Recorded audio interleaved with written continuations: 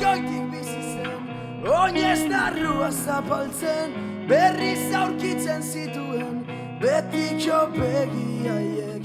Airearen astean, agertzen txoan ziren, zer zioten, betiko begiaiek.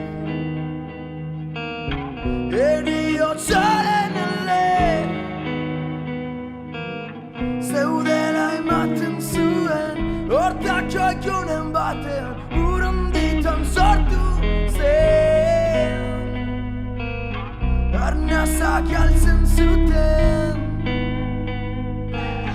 betiko